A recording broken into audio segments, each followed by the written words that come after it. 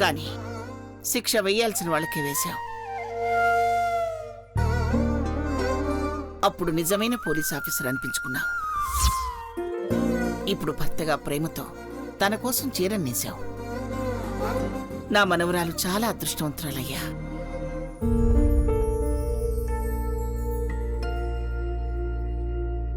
ఇక చాలా ఆపండి.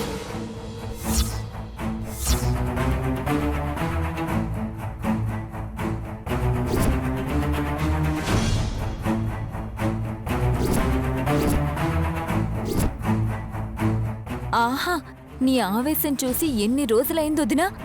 నా కొడుకుని పొగుడుతున్నారో తిడుతున్నారో అర్థం కావడం లేదు. ఎవరు ఎలా ఆడిస్తుంటే వాడలా ఆడుతున్నట్టుంది.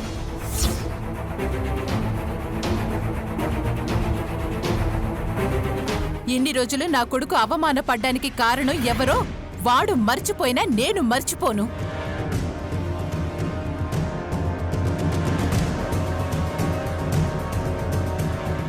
నా మనవరాలి సంతోషాన్ని చూడలేక ఇలా మొదలుపెట్టావా? అమ్మా, నేను నీలాగే తప్పుగా అర్థం చేసుకున్నాను.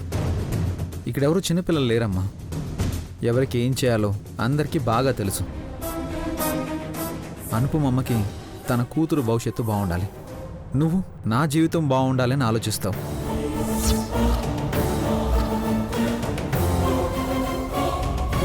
అదేవిధంగా నేను నా అనుకున్న వాళ్ళు బాగుండాలి అని ఆలోచిస్తాను కదా.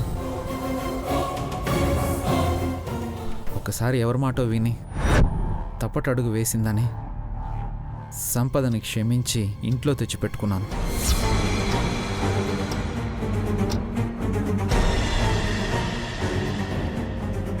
అయినా మనసు మార్చుకోలేదంటే ఎప్పటికీ మార్చుకోదని అర్థం. సంపదను నేను పెళ్లి చేసుకోక ముందు నుంచే ఇలాగే ఉందని అర్థం. నేనే అనవసరంగా కళ్యాణికి శిక్ష వేశాను. కనీసం ప్రేమను చూపించకపోతే ఎలా అమ్మా?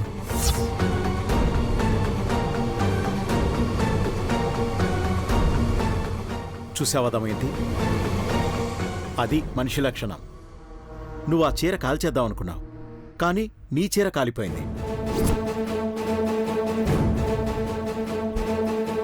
అందుకే అంటారు, మనం ఎవరికైనా అన్యాయం చేయడానికి వెళ్తే దేవుడు మనకే అన్యాయం చేస్తాడని.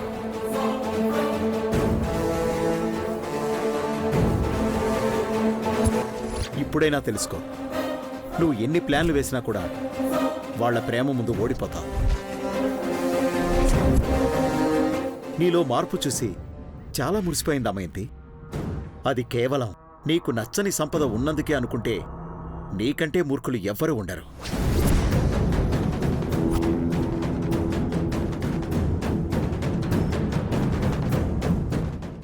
కళ్యాణి, నీకు చీర ఒక్కటే కాదు, ఇంకో గిఫ్ట్ కూడా ఉంది. ఇంకో గిఫ్టా? ఏంటి ఆఫీసర్ అది?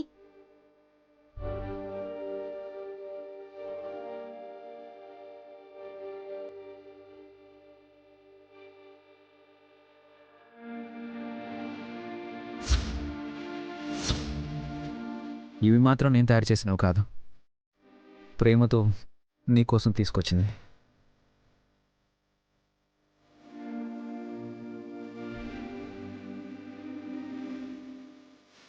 నాతో ఒక్క మాట కూడా చెప్పకుండా ఇవెప్పుడు తీసుకొచ్చారు ఆఫీసర్? నీకోసం నా ఫ్రెండ్తో చెప్పి సిటీ నుంచి తెప్పించాను కళ్యాణి. ఎందుకు ఆఫీసర్ ఇప్పుడు ఇవన్నీ? కళ్యాణి, ఇప్పటి వరకు నువ్వు నోరు తెరిచి ఏదీ అడగలేదు. మొదటిసారి నేను నీకు ఇస్తున్న కానుక కాబట్టి చాలా స్పెషల్గా ఉండాలి అనుకున్నాను. నీకు ఎప్పటికీ గుర్తుండిపోవాలి అనుకున్నాను. అందుకే నీకు ఈ సర్ప్రైజ్.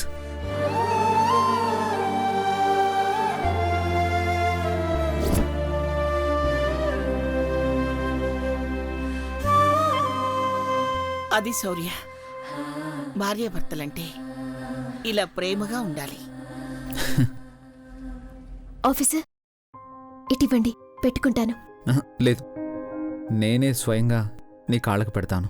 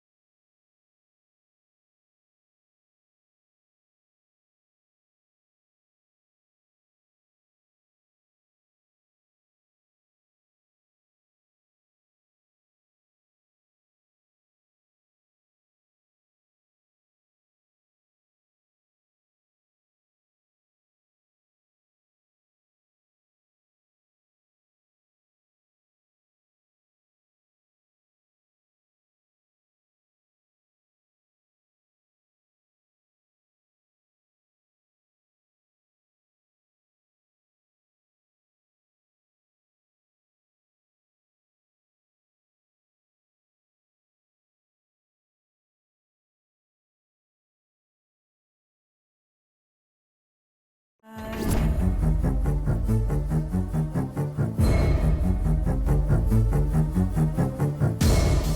కొడుకు చేసిన పనికి నీలో నువ్వే మురిసిపోతున్నావా కళ్యాణి? ఇప్పుడే మురిసిపో. తొందరలోనే ఇలాంటి ఆనందాలన్నీ మటుమాయమైపోతాయి.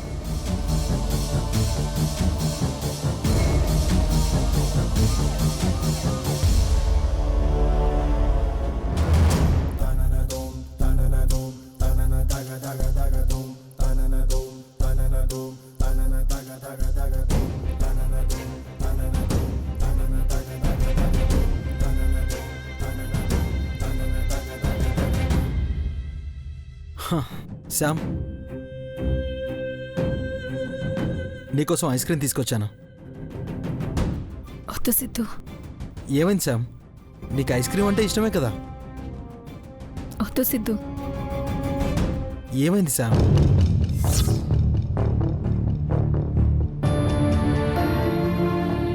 శామ్, ఒళ్ళు కాలిపోతుంది. జ్వరం వచ్చినట్టుంది. లైట్గా వచ్చిందిలే సిద్ధు, తగ్గిపోతుంది. పద డాక్టర్ దగ్గరికి వెళ్దాం. చిన్న టాబ్లెట్ వేసుకుంటే తగ్గిపోతుంది సిద్ధు.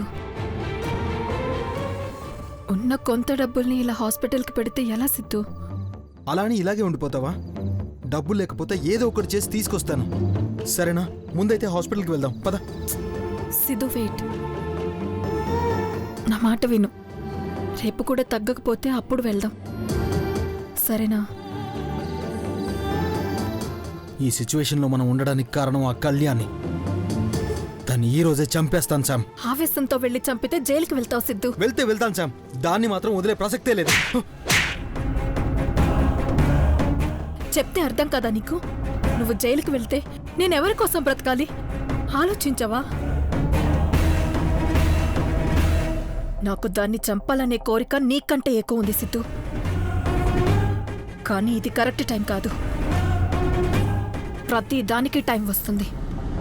ఇప్పుడు మన మీద శౌర్య పీకల దాకా కోపంతో ఉన్నాడు. ఎక్కడో నా మీద ప్రేమ ఉండో, నా టైం బాగుండో నన్ను చంపకుండా వదిలేశాడు. ఇప్పుడు మళ్ళీ మనం కళ్యాణిని చంపడానికి ట్రై చేశామంటే మనల్ని వెతుక్కుంటూ వచ్చి చంపుతాడు. మన ప్లాన్ ఎలా ఉండాలి అంటే చాప కింద నీరులా ఉండాలి. అసలు నువ్వు మీ అమ్మ గురించి ఆలోచించావా? ఆవిడ ఎలా ఉందో కనుక్కున్నావా? లేదు శామ్, ఆ రోజు శౌర్య దగ్గర నుంచి ప్రాణభయంతో పారిపోయాను. అమ్మకి పక్షవాతం వచ్చి హాస్పిటల్లో అడ్మిట్ అయింది. మా అమ్మని చూడ్డానికి కూడా హాస్పిటల్కి వెళ్ళలేని పరిస్థితికి తీసుకొచ్చారు.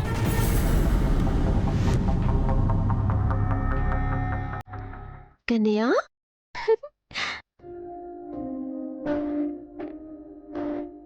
నాకు చాలా చాలా ఆనందంగా ఉంది కన్నయ్య. రాత్రి ఏం జరిగిందో తెలుసా? మీ నాన్న చలిలో కూర్చుని నా కోసం ఈ చీరని నేసాడు తెలుసా? నేనసలు ఈ సర్ప్రైజ్ని ఎక్స్పెక్ట్ చేయలేదు.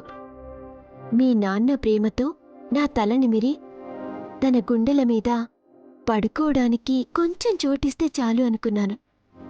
అలాంటిది మీ నాన్న నా కోసం కష్టపడి ఈ చీరని నేశాడు. ఇది చూసి మీ నాన్నమ్మ తప్ప అందరూ హ్యాపీగా ఫీల్ అయ్యారు. నానమ్మ, అమ్మ కళ్ళల్లో ఆనందమైతే నేను నీకు మాటల్లో చెప్పలేను. ఏమో అనుకున్నాను కానీ మీ నాన్నకి నేనంటే కొంచెం ప్రేమ ఉంది.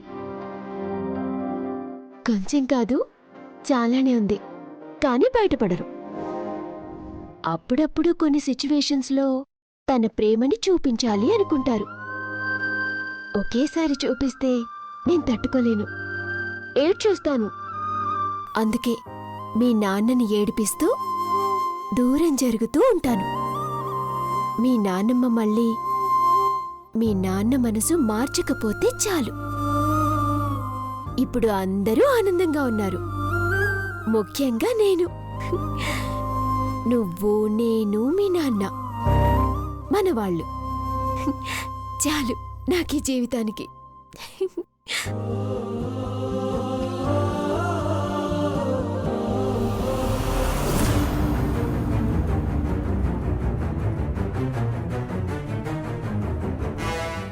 ఆగమ్మా ఆగు.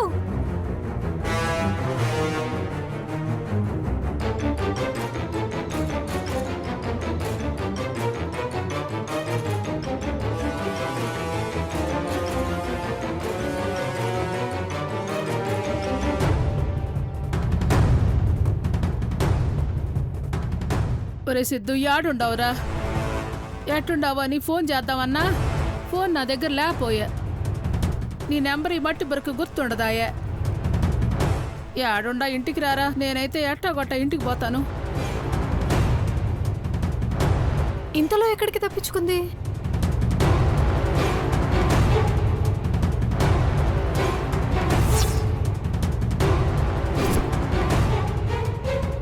అమ్మయ్యా, నర్సు కూడా లేదు.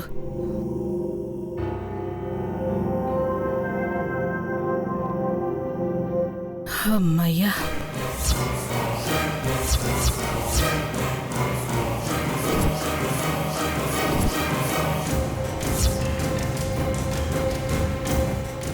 ఎక్కడికి పారిపోవాలని చూస్తున్నావు? నువ్వు మిస్ అయితే నా మీద కేసు అవుతుంది, నా ఉద్యోగం పోతుంది. ఇంకా హాస్పిటల్లో ఉండడం నా వల్ల కాదు. ప్రాణాలు కాపాడుకునేదానికి పక్షవాతం వంక పెట్టుకుని హాస్పిటల్లో జాయిన్ అయ్యి ఉండాను. కానీ ఏడే ఉంటే నిజంగానే నా ప్రాణాలు పోయేటట్టుండాయి. అబద్ధమాడి ఇన్ని రోజులు హాస్పిటల్లో ఉన్నావా? పైగా చెప్ప పెట్టకుండా పారిపోతావా? అందుకే పోలీసులకు కాల్ చేశా, వస్తూ ఉంటారు.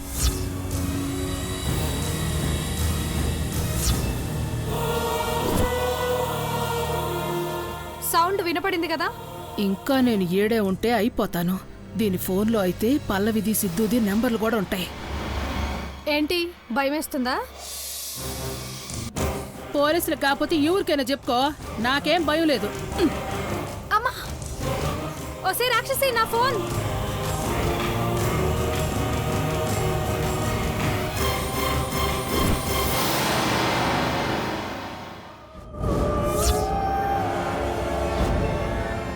బాగా మండుతున్నట్టుంది పాపం. కళ్యాణి సంపదల వల్ల నా మనసుకి గాయమైంది. సంపద పోయింది, గాయం కొంచెం తగ్గుతుంది అనుకుంటే ఆ కళ్యాణి నా కొడుక్కి ఇంకా ఇంకా దగ్గరయ్యి పుండు మీద కారం చల్లినట్టు చేస్తుంది. ఈ మధ్య నా టైం అస్సలు బాగోలేదు. ఏం చేసినా నాకే రివర్స్లో ఎఫెక్ట్ అవుతుంది. ఆ కళ్యాణి మీద కోపంతో నా కొడుకు నా మీద ప్రేమతో నేసిన చీరని నేనే తగలబెట్టాను. చివరికి ఆ కళ్యాణికి ఆనందం నాకు బూడిదా మిగిలే. ఛీ, నా బతుకు మీద నాకే అసహ్యం వేస్తుంది.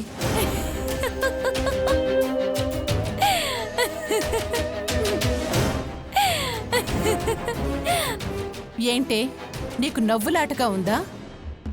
లేదు దినా. నేను లేచానంటే చంప పగులుతుంది. నీకెందుకు అంతలా నవ్వొస్తుంది?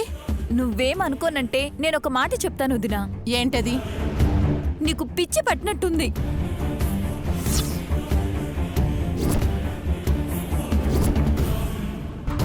నువ్వు కోప్పడినా అదే నిజమనిపిస్తుందో దినా. ఒకవేళ పదే పదే ఓడిపోతూ ఉండడం వల్ల నీ చిన్న మెదడు చిట్లిందేమో. కళ్యాణి ఇంటికొచ్చినప్పుడు బయటికి గెంటేద్దామని చూసాం, కుదరలేదు. కళ్యాణిని శౌర్య పెళ్లి చేసుకున్నాక టార్చర్ పెడుతూ ఇద్దరిని కలవకుండా దగ్గర కాకుండా చేయాలని చూసాం, అదే కుదరలేదు. సంపదని ఇంట్లోకి రానివ్వకుండా చేయాలని చూసాం, అదే కుదరలేదు. అందుకని ఆ కళ్యాణిని నెత్తిన పెట్టుకోవడం స్టార్ట్ చేశాం. ఆ కళ్యాణి ఇప్పుడు ఏకు మేకై కూర్చుంది. ఇప్పుడు ఈ ఇంట్లో కాదు కదా, నీ కొడుకు దగ్గర కూడా నీ పప్పులు ఉడకడం లేదు. దీనంతటికీ కారణం నువ్వే వదినా. నేనా? మరి నువ్వే. సంపద మీద కోపంతో కళ్యాణి ఏం చేసినా సపోర్ట్ చేశావు. కళ్యాణి మంచిదని నువ్వే ఒప్పుకున్నట్టయింది. ఇప్పుడు శౌర్యకి కళ్యాణి మీద నువ్వేం చెప్పినా వినేలా లేడు. చివరిగా ఒక్క మాట వదినా, మనిషికి ఒక టార్గెట్ ఫిక్స్డ్గా ఉండాలొదినా, అప్పుడే విజయం సాధిస్తాం. నీలాగా లక్ష్యానికి దిక్కు దివాణం పెట్టుకోకపోతే ఇదిగో ఇలాగే ఉంటుంది. నోరు ముయ్. నా లక్ష్యం ఒకటే, ఆ మాధురి కూతురు కళ్యాణిని ఈ ఇంటి నుంచి పంపించేయాలి. నా కొడుక్కి నాకు నచ్చిన నా మాట వినే అమ్మాయిని భార్యగా తేవాలి.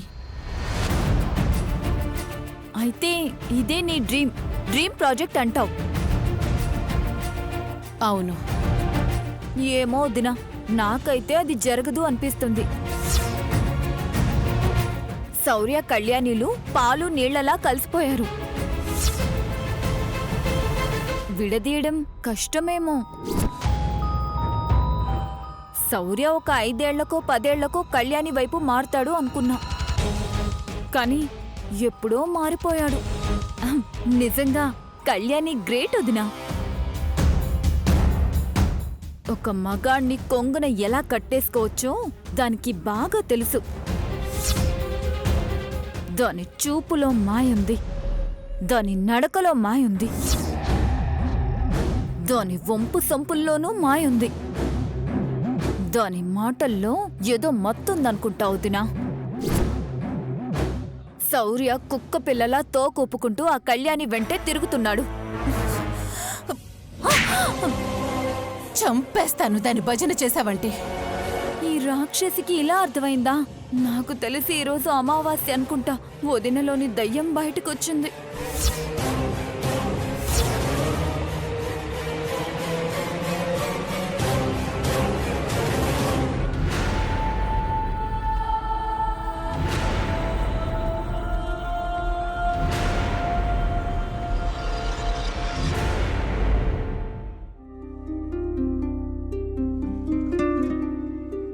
ఏంటి కన్నయ్య, ఇంకా నిద్రపోలేదు? మీ నాన్న కోసం ఎదురు చూస్తున్నావా? మీ నాన్నకి డ్యూటీనే ఇంపార్టెంట్ రా, మనం కాదు. మీ నాన్నొచ్చేదాకా నేను వెయిట్ చేస్తాను, కానీ నువ్వు పడుకో. ఏంటి పడుకోవా? ఒక పాట పాడినా?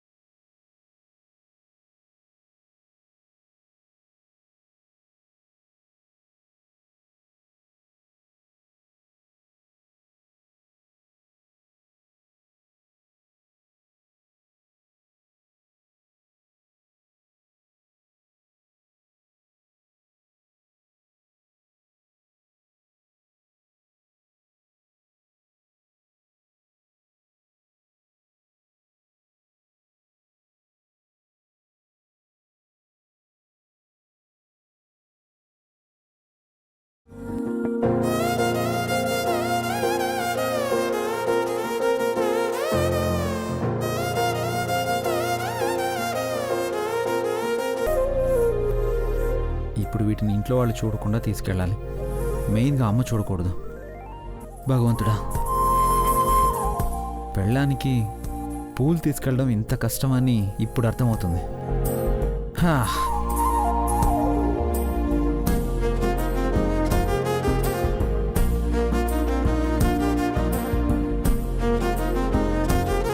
శౌర్య, ఏంటి చేతిని వెనక్కి పెట్టుకున్నావు? ఏముంది? ఏం లేదతే. కళ్యాణి కోసం స్పెషల్గా ఏమైనా తెచ్చావా శౌర్య?